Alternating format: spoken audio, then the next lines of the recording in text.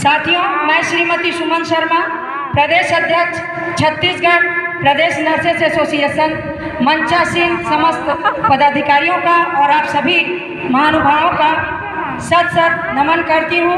आप लोग संघर्ष के वो नींव के पत्थर हैं। जैसे आप लोगों को पता होगा कि जब आज़ादी की लड़ाई हुई थी तो मुट्ठी भर चंद लोग ही इस आज़ादी की लड़ाई को लड़े थे, लेकिन इसका आज आज़ाद हवा में सांस लेने वाले करोड़ों लोग हैं।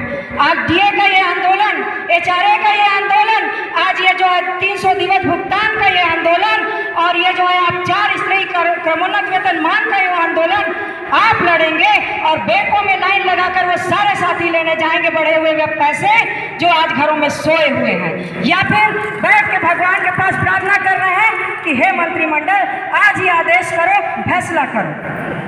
साथियों, मैं ये बताना चाहती हूँ, अगर इजाजत हो तो कविता के लाइन में मैं 2 लाइन बोलना चाहूँगी।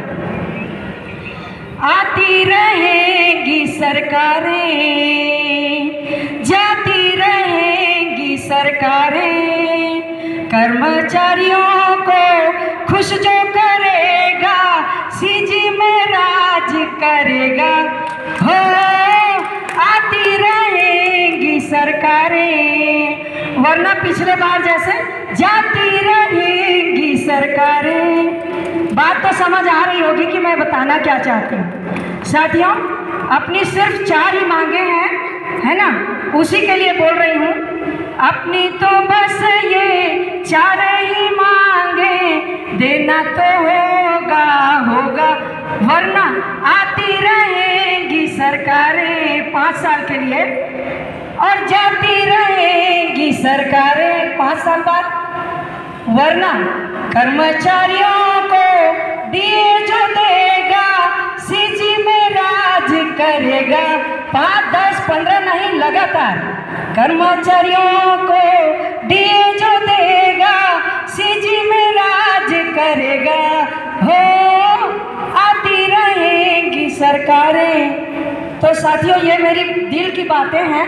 मैं इसमें आपको ये बताना चाह रही थी कि पत्थर की बंदिशों से भी क्या बहती नदियाँ रोकी जा सकती हैं। आज ये जो जन सैलाब उमड़ा है ये उसके लिए है, हमारे जो प्रदेश भर में जो आंदोलन चल रहा है उसके लिए है कि पत्थर की बंदिशों से क्या बहती नदियाँ रुकती हैं। हालातों के धमकियों से ये जो गवर्नमेंट है, पता है हमारे जो उच्च अधिकारी हैं, ये जो हमारे साथियों को आज कई जगह पे हमने देखा है अवकाश आवेदनों को लेते समय मुंह बचकाया करते हैं। उनके भी लिए तो हम डीए लेने लड़ रहे हैं, ये उनको समझ नहीं आ रहा।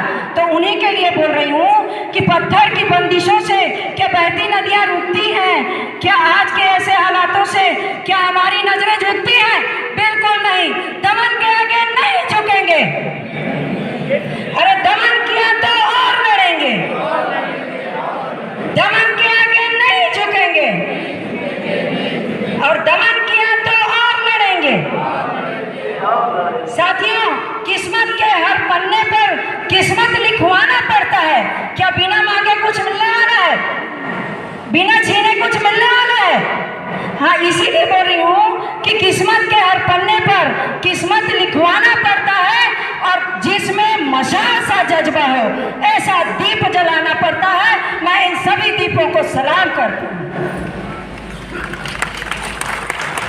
साथियों, 6 अगस्त था, प्रांत में हमने मशाल रैली की थी।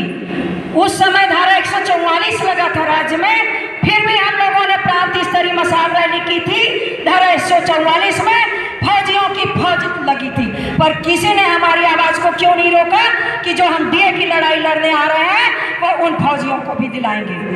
इसलिए उन्होंने हमारा साथ दिया। उसके बाद 20 से 30 अगस्त हमने विधायकों, सांसदों, मंत्रियों सभी को हमने ज्ञापन दिया। ज्ञापन देने के बाद भी सब इतने पढ़े लिखे, इस बार नई युवा पीढ़ी की सरकार है, सारे पत्रों को पढ़ने के बाद भी कान में रुई डालकर बैठी हुई है। उन्होंने हमारे पत्रों पर विचार किया नहीं किया पता नहीं। फिर आज हम 11 सितंबर को एक बार फिर से ब्लॉक और जिला स्तरीय मशाल रैली किए थे।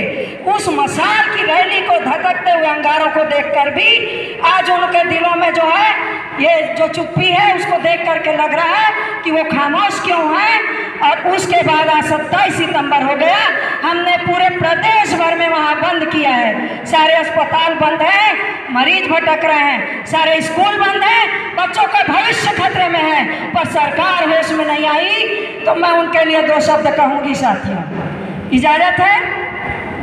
मैं उनके लिए 2 शब्द कहूँगी और आज मैं ज़्यादा बकबक नहीं करूँगी। मैं आज उनके लिए सिर्फ 2 शब्द कहूँगी, ज़्यादा बकबक नहीं करूँगी। कर्मचारी हितैषी सरकार थी, इसमें कोई शक नहीं। ये सरकार 2 शब्द कहूँगी आज मैं, कुछ ज़्यादा बकबक नहीं। कर्मचारी हितैषी ही सरकार थी, इसमें कोई शक नहीं।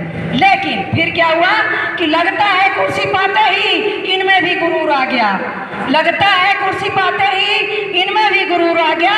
कर्मचारियों ने ही जिताया है, लेकिन उन्हीं से इनकी ये दूर हो गया।